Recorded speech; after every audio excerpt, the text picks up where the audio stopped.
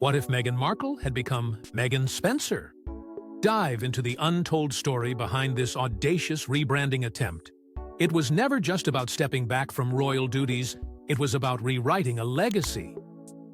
In 2020, when Meghan Markle and Prince Harry dropped the bombshell that they were leaving their senior roles within the British royal family, it sparked global debate. For the tabloids, it was a betrayal. For fans, a cry for freedom. But beneath the public statements and carefully worded interviews, something far more calculated had begun to take shape. Meghan wasn't just stepping away, she was stepping towards something else entirely. A new identity, a new image, and possibly a new name. As the dust of their royal exit settled, one thing became increasingly clear. Meghan was positioning herself, not just as an independent figure, but as a brand. The idea of rebranding isn't foreign to the world of entertainment, but within the royal context, it's revolutionary.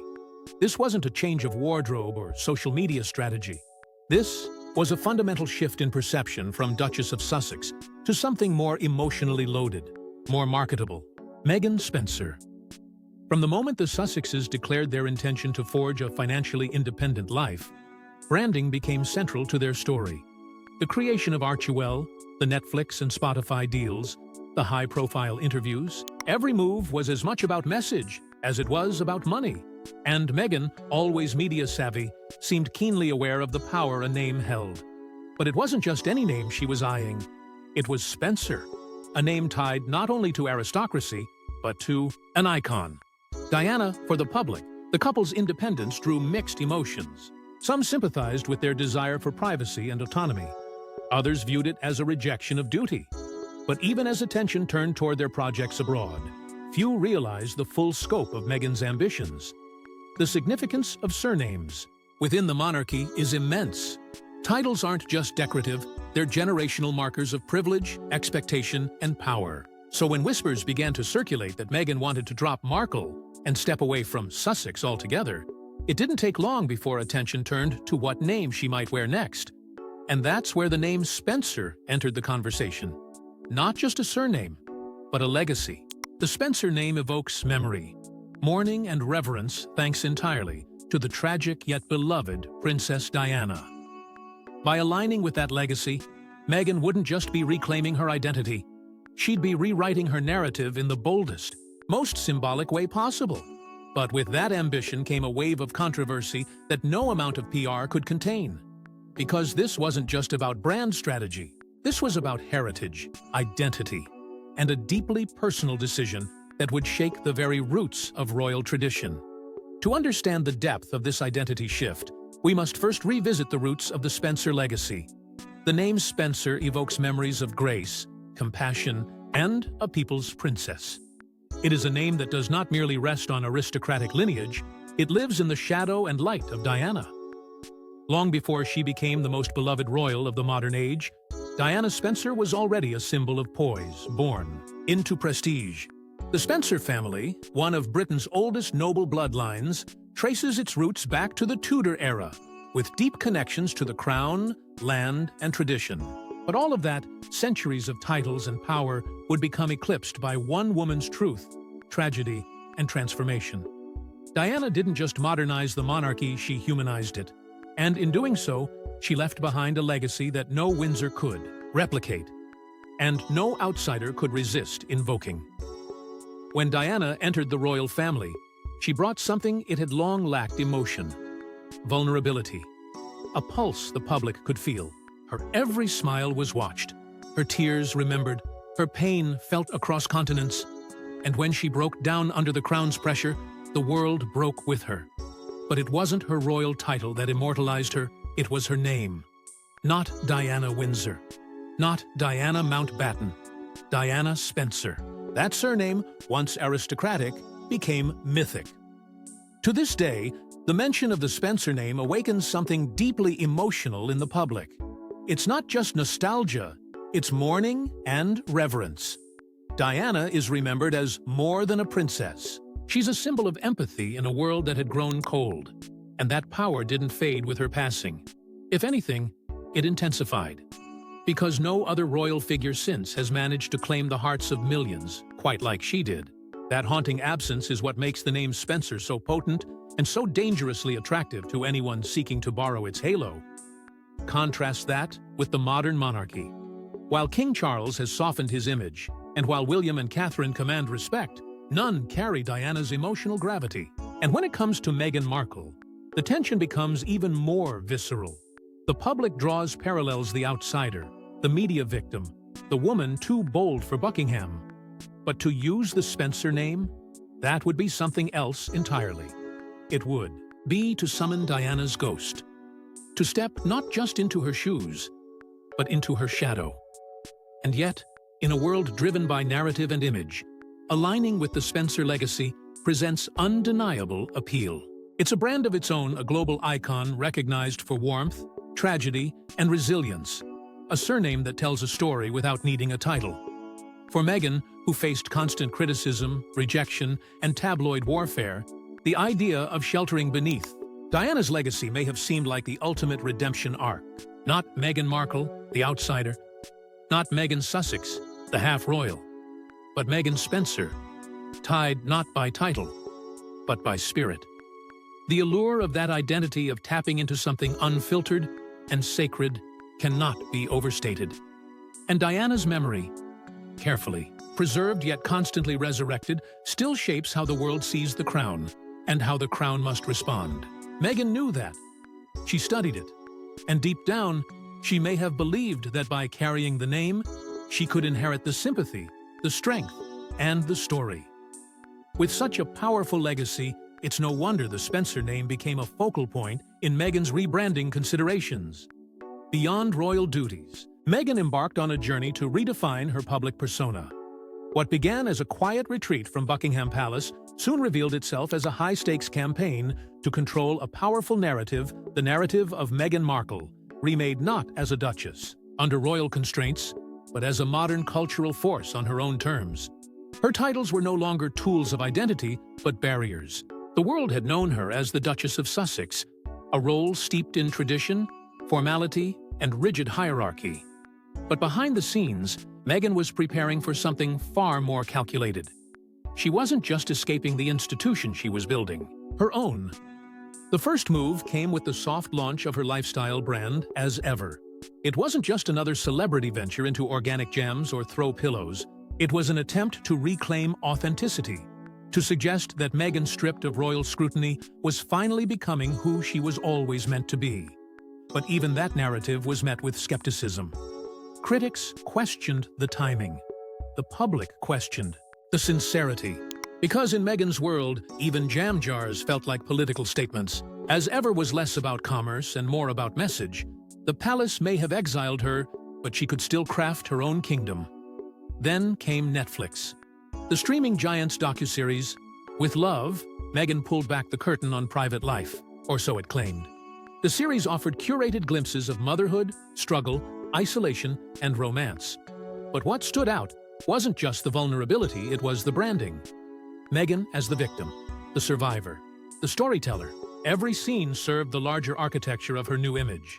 Intimate, wounded, resilient, reborn. But despite its ambition, the series polarized viewers. Supporters saw a woman reclaiming her voice. Detractors saw manipulation disguised as documentary. Still, the strategy was undeniable. Meghan was no longer riding the coattails of royalty. She was attempting to eclipse it. But crafting a brand outside the gravitational pull of the monarchy is no easy feat. The royal title came with weight, yes, but also with recognition. Stripping it away left a vacuum. Who was Meghan without Sussex? Without the palace backdrop? In the branding world, identity is currency, and Meghan was in search of a name that could outshine the one she left behind.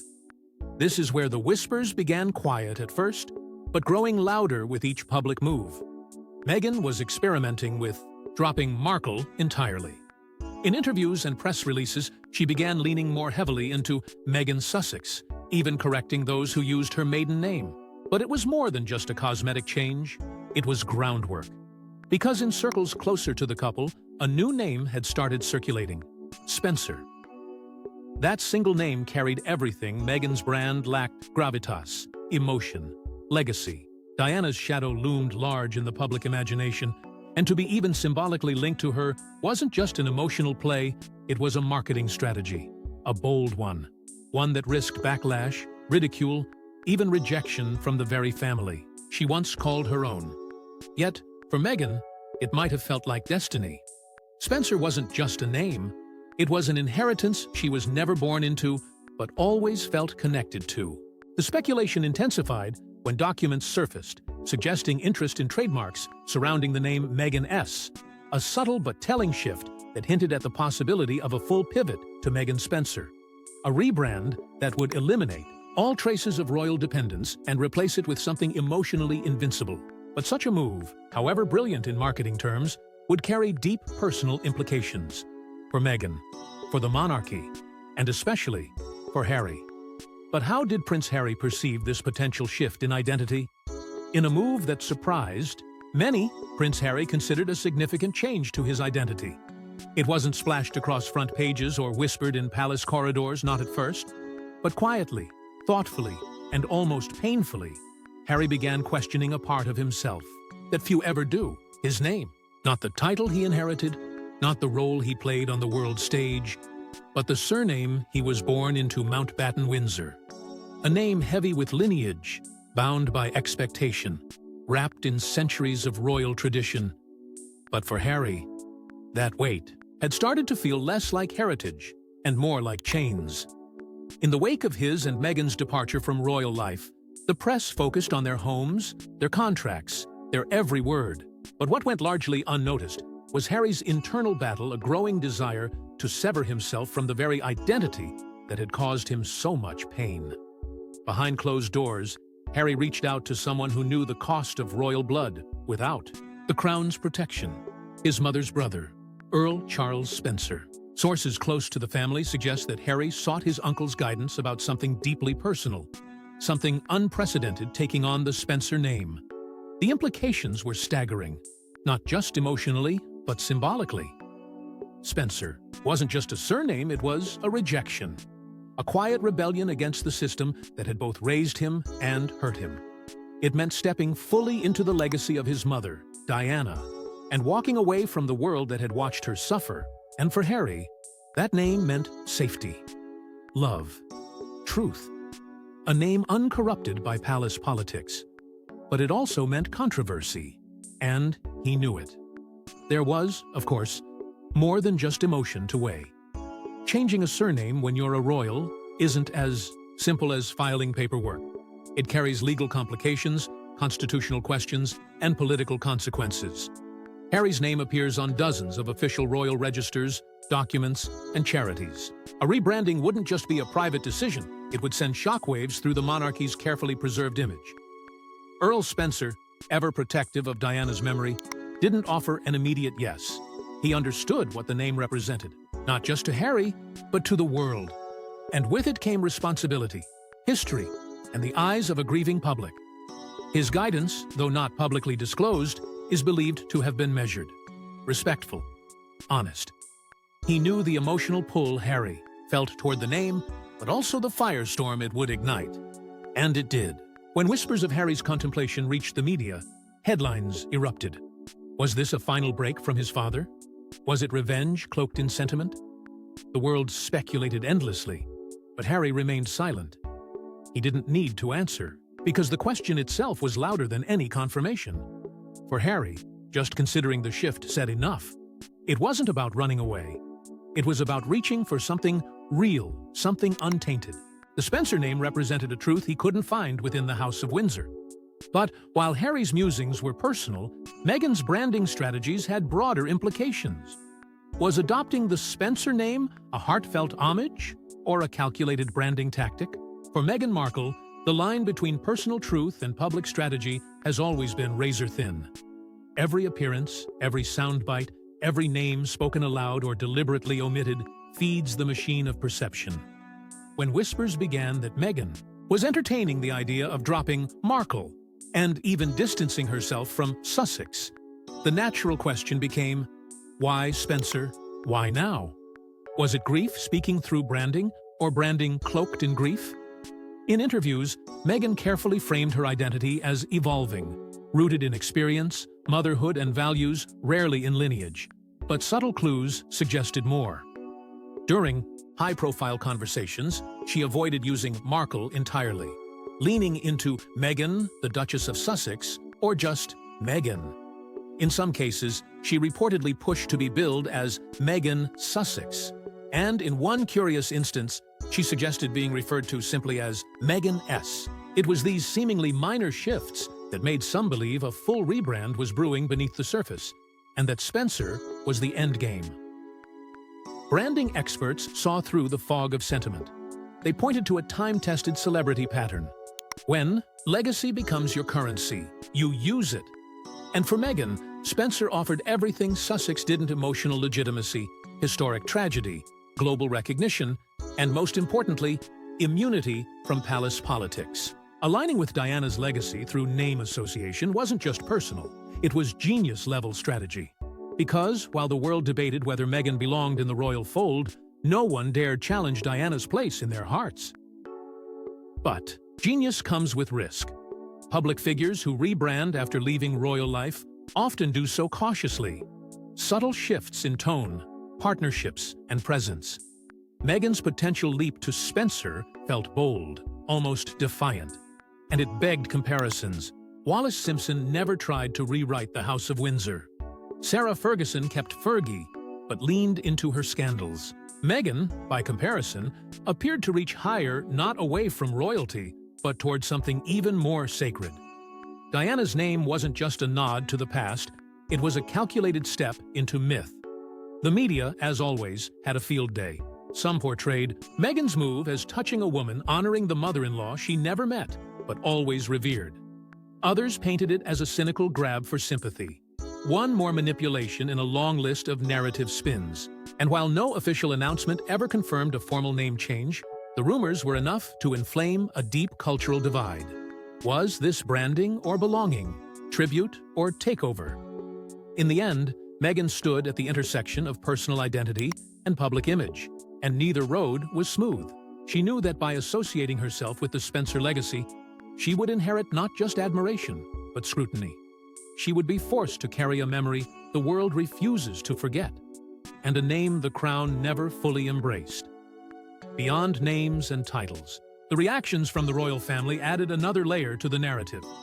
The monarchy, steeped in tradition, faced a modern challenge to its conventions.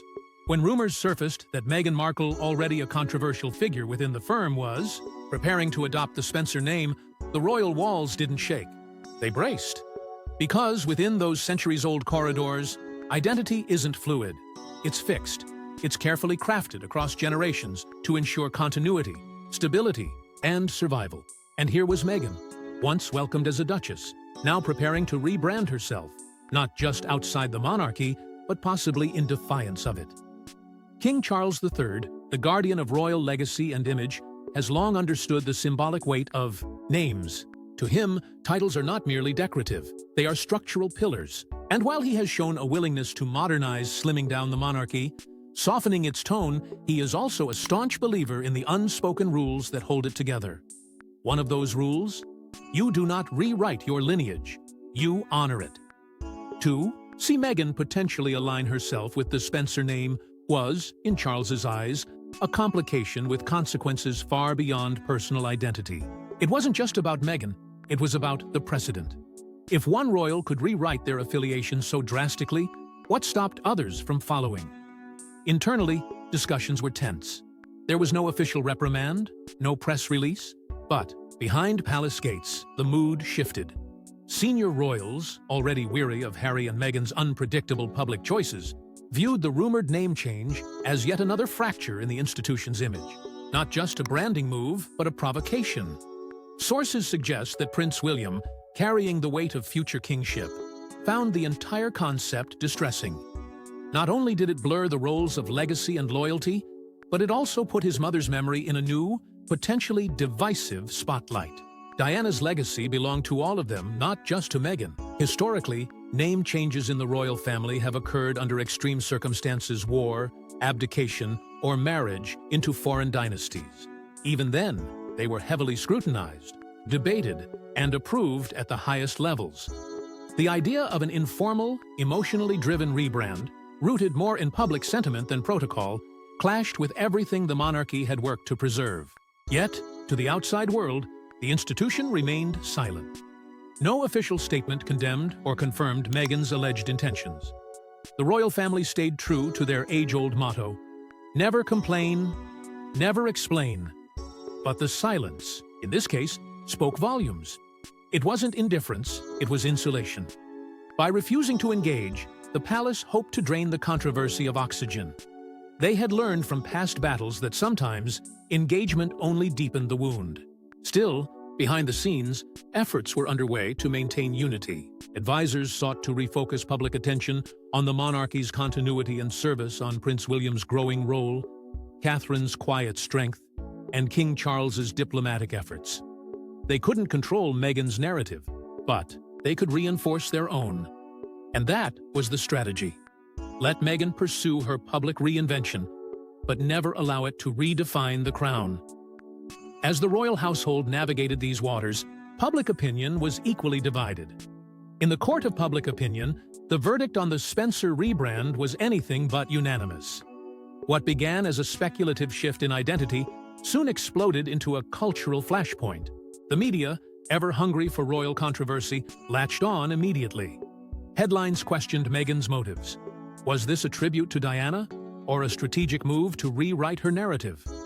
Talk shows dissected it with surgical precision. Tabloids spun it into palace betrayal. And yet, for every scathing editorial, there was a counter-voice, someone defending her choice, calling it empowering, overdue, even healing. It wasn't just a story anymore. It was a national debate. Public polling offered a glimpse into this fractured landscape. In the UK, where tradition runs deep and skepticism of the Sussexes has only grown, many saw the rebrand as disrespectful, a step too far. But across the Atlantic, especially in the United States, sentiment was different. Diana is beloved globally, but in America, she is revered like a saint. Meghan tapping into that legacy wasn't seen as audacious, it was seen as fitting.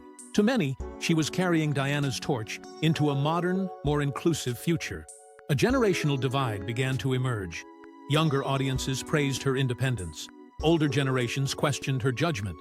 But the most potent battlefield wasn't print or broadcast. It was social media. Platforms like Twitter, Instagram, and TikTok became echo chambers of emotion. On one side, adoration, fan edits, hashtags like Meghan Spencer, trending with declarations of support. On the other, fury, mockery, and calls for her to drop all royal ties altogether. What was once a private consideration had become a digital firestorm, stoked by influencers, commentators, and everyday citizens alike. And in that chaos, Meghan's image was reshaped again, not by press statements, but by public interpretation. Comparisons were inevitable. Royal history is littered with scandal, but few stories felt this personal. Edward VIII gave up his crown for love, but even he never tried to rebrand himself as something he wasn't. Sarah Ferguson weathered tabloid disgrace, but remained Fergie. Even Princess Diana, beloved and hounded, never stepped outside the framework of royalty. Meghan's path was different. She didn't want to exist alongside the system. She wanted to rewrite her place entirely, and for some, that ambition was admirable. For others, it was unforgivable. Cultural context played a role as well. In an age where self-definition is celebrated, Meghan's decision felt in step with modern values. But royalty is built on continuity, not reinvention. Her actions raised existential questions about what it means to be royal in a post-truth era when branding often holds more weight than birthright. And for Harry, who stood silently beside her through it all, the implications were just as deep. Their public standing was no longer tethered to duty, but to perception. And perception is fickle, because while the polls changed and the headlines faded, the echo remained. A single decision, real or rumored, had redrawn the battle lines. And now, Meghan and Harry stand not in the glow of titles, but in the glare of scrutiny.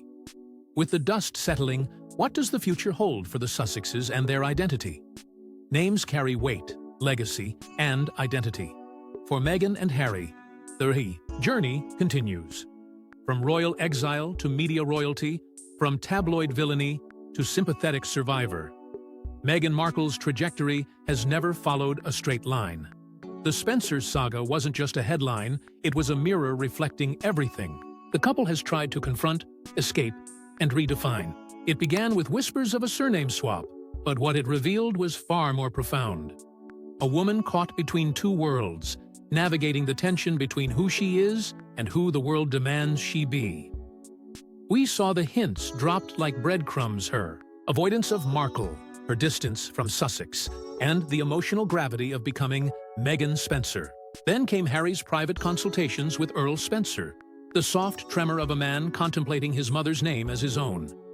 And throughout, we watched the monarchy tighten its grasp, choosing silence as its shield, even as tradition clashed with personal transformation. The rebranding attempt, whether fully realized or merely tested in the public arena, sparked the kind of cultural earthquake that only royalty can trigger. Media interpretations twisted and turned the story. Social platforms amplified both praise and outrage. And the world once again found itself divided over two people who have made division their unintended legacy. But beneath all the noise, one truth persisted. Meghan and Harry are not simply fighting for freedom. They're fighting for ownership of their story. That struggle is ongoing. The balance between personal choice and public responsibility still tilts under their feet. Every appearance, every project, every word spoken into a microphone carries the weight of expectation, some royal, some political, and some deeply human. If they lean too far into independence, they're accused of betrayal.